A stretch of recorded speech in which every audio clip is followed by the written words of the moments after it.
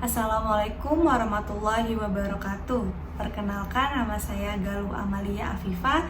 Saya mahasiswi dari Universitas Muhammadiyah Profesor Dr. Hamka, Fakultas Keguruan dan Ilmu Pendidikan, Program Studi Bimbingan dan Konseling semester 5. Dalam video kali ini, saya akan memberikan laporan mengenai kegiatan PLP1 yang sudah saya laksanakan dengan rekan-rekan saya di SMA Negeri 51 Jakarta.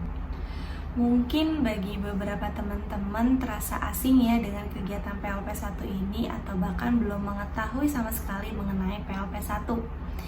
PLP1 ini ialah pengenalan lapangan persekolahan yang dilakukan oleh mahasiswa dari Fakultas Keguruan dan Ilmu Pendidikan untuk memperoleh informasi mengenai aspek pembelajaran dan pengelolaan pendidikan di satuan pendidikan.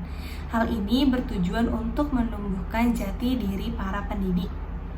Kegiatan ini dilakukan dengan cara mengobservasi atau melakukan pengamatan mengenai kultur yang ada di sekolah, bagaimana organisasi yang ada di sekolah, tata kerja yang ada di sekolah, tata tertib, serta kegiatan-kegiatan yang dilakukan di sekolah.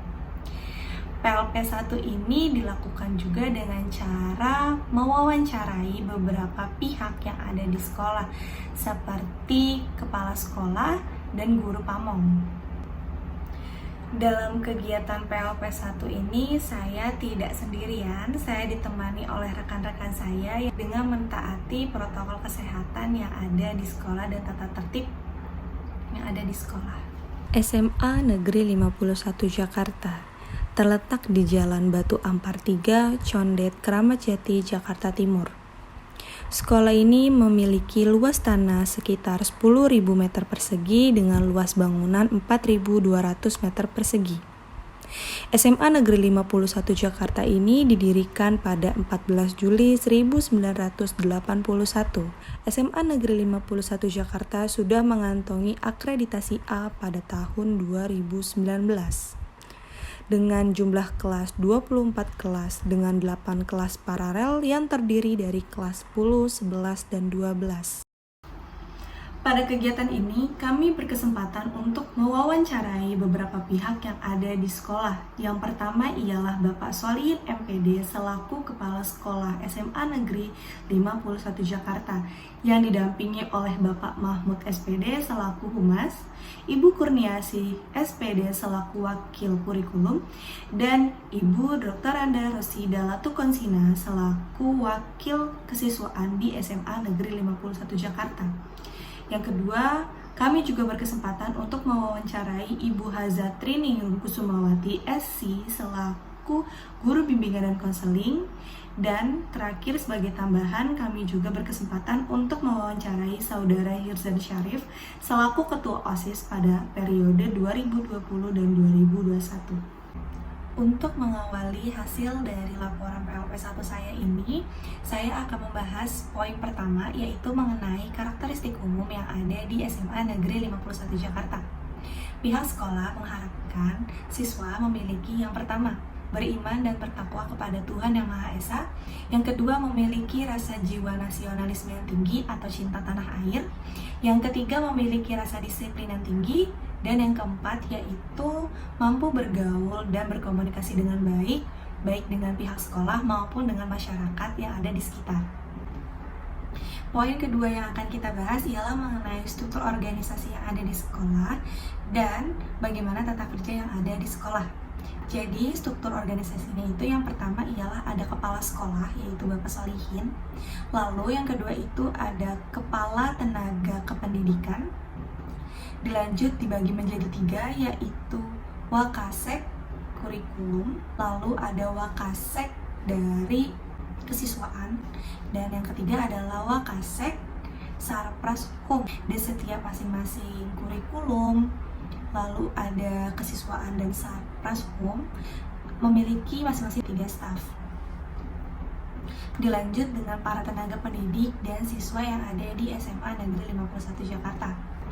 Baik, poin selanjutnya yang akan saya bahas ialah mengenai peraturan dan tata tertib yang ada di SMA Negeri 51 Jakarta ini. Peraturan dan tata tertib di sekolah ini dinilai cukup ketat karena bertujuan untuk mendisiplinkan atau meningkatkan rasa disiplin kepada peserta didik. Jadi dari peraturan dan tata tertib ini terdapat 3 sanksi yang diterapkan di SMA Negeri 51 Jakarta ini. Yang pertama ialah sanksi ringan, yang kedua ialah sanksi sedang, dan yang terakhir sanksi berat. Dalam penerapannya, diberikan sanksi yang berbeda-beda. Dalam sanksi ringan itu, peserta didik yang melanggar peraturan akan diberikan bimbingan oleh guru bimbingan dan konseling dalam jangka waktu pendek atau 2-3 bimbingan saja. Lalu dalam sanksi sedang, masih sama seperti yang di sanksi ringan, yaitu diberikannya bimbingan oleh guru bimbingan dan konseling, namun dalam waktu yang sedikit lebih panjang atau sekitar 2-3 bulan, tergantung peraturan atau tata tertib mana yang dilanggar oleh peserta didik. Nah, apabila dalam sanksi sedang ini siswa tidak mengikuti bimbingan selama 3 kali berturut-turut, akan dikeluarkannya surat peringatan atau surat panggilan kepada orang tua untuk menemui guru bimbingan dan konseling di sekolah. Lalu yang terakhir ini ada sanksi berat. Dalam sanksi berat ini, sekolah mengembalikan peserta didik kepada orang tuanya, yang mana merupakan ini sanksi yang paling parah atau bisa dibilang tidak ada toleransi lagi. Poin keempat yang akan saya bahas ialah mengenai kegiatan seremonial yang ada di SMA Negeri 51 Jakarta ini. Jadi, kegiatan seremonial ini tetap berlangsung walaupun sedang pandemi COVID-19 dengan dilakukan 2 cara, yaitu melalui luring dan melalui daring. Yang melalui luring ialah petugas bendera, lalu beberapa staf dan beberapa guru yang ada di sekolah dengan mentaati protokol kesehatan yang ada, dan sisanya melalui daring dengan platform yang sudah ditentukan, yang sudah dibuat oleh sekolah. Walaupun sekarang sedang dicobanya pertemuan tatap muka, kegiatan tersebut tetap dilakukan secara 2 tempat, yaitu dengan luring dan dengan daring. Poin selanjutnya yang akan kita bahas ialah mengenai kegiatan ekstrakurikuler yang ada di SMA Negeri 51 Jakarta ini. Jadi kegiatan ekstrakurikuler ini kegiatan yang mendukung kreativitas, minat dan bakat para siswa yang ada di sekolah. Kegiatan ekstrakurikuler di sekolah ini terbagi menjadi 18 ekstrakurikuler. Yang pertama adalah ekstrakurikuler wajib yang harus diikuti oleh seluruh siswa di SMA Negeri 51 Jakarta ini, yaitu pramuka. Lalu selanjutnya ada paskibra. Untuk di bagian olahraga itu ada futsal, basket, bulu tangkis, voli, dan lain-lain. Lalu untuk bidang ilmu pengetahuan dan keterampilan ada KIR, English Club, sama jurnalis. Lalu ada bidang kerohanian yaitu rohis dan rokris. Ada pula bidang seni yaitu tari tradisional, modern dance maupun tari saman. Dan ada juga seni bela diri yaitu silat dan taekwondo. Jadi karena waktu itu sempat ada zona merah bahkan zona hitam, kegiatan ini dilakukan secara daring yang dengan platform yang sudah disediakan oleh sekolah. Namun karena sekarang sudah zona hijau dan sudah mulai melakukan PTM atau pertemuan tatap muka, kegiatan ekstrakurikuler boleh dilakukan di sekolah asal sudah mengantongi izin dari sekolah dan sudah melaksanakan vaksin, baik vaksin pertama maupun vaksin kedua. Selanjutnya yang akan kita bahas ialah mengenai pembiasaan positif yang ada di SMA Negeri 51 Jakarta. Jadi kegiatan ini diharapkan mampu mengembangkan karakteristik peserta didik menjadi lebih baik lagi dan menjadikannya habit baik yang akan dilakukan di setiap harinya. Hal pertama yang dilakukan oleh sekolah ialah menyewa link Zoom yang kapasitasnya mencapai 1.000 peserta agar terlaksanakannya dan terorganisirnya program-program di SMA Negeri 51 Jakarta ini dengan baik.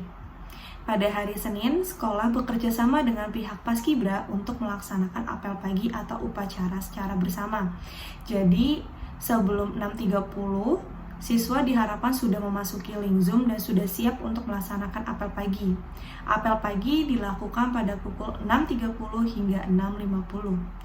Kegiatan ini diharapkan siswa mampu menumbuhkan rasa cinta tanah air dan bangga akan tanah air. Pada hari Selasa, dilaksanakannya kegiatan tadarus di link Zoom yang sama. Jadi di Zoom tersebut akan dibuatkannya breakout room untuk non-muslim. Untuk muslim, kegiatan tersebut dilaksanakan oleh seluruh peserta didik yang beragama muslim didampingi oleh anggota rohis. Jadi sekolah bekerja sama dengan anggota rohis. Lalu untuk non-muslim akan diadakannya kegiatan kebaktian dan bekerja sama dengan anggota Rokris. Selanjutnya ada kegiatan literasi. Kegiatan literasi ini juga didukung oleh guru mata pelajaran serta OSIS yang bertanggung jawab untuk membantu melancarkan kegiatan tersebut. Kegiatan literasi ini banyak, ada kegiatan membaca tentang sejarah, bahasa Indonesia, ataupun bahasa Inggris. Terakhir, di hari Jumat ada kegiatan pengajian untuk peserta didik yang muslim dan kegiatan kebaktian untuk peserta didik yang non-muslim. Untuk kegiatan pengajian ini dilaksanakan dengan tadarus terlebih dahulu dan mengisi materi.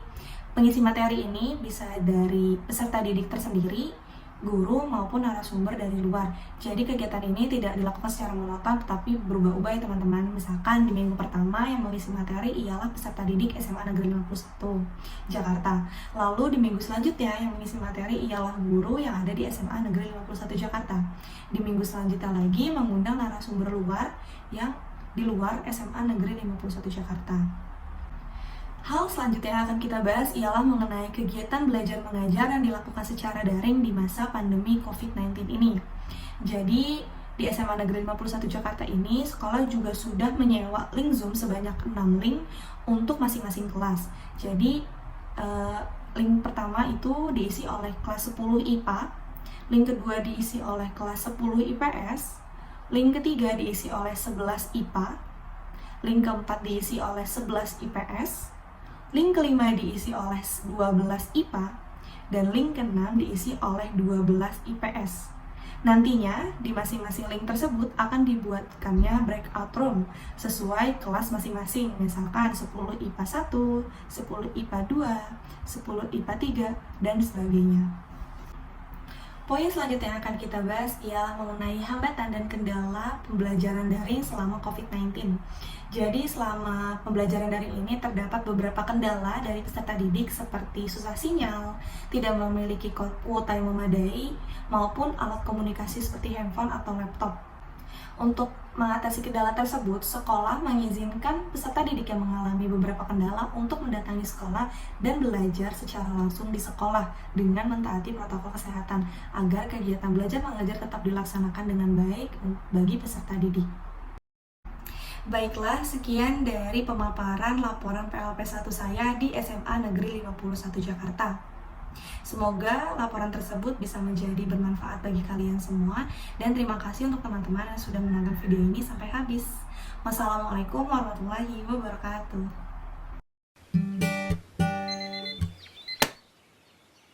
Oh, I wake up with a headache. I think I might have slept late last night. Put my face into my pillow, saying sorry, I will make notes, I will fix my sleep schedule tonight. Oh, I might, I'll try, but now I just need to wipe the sleep out of my eyes.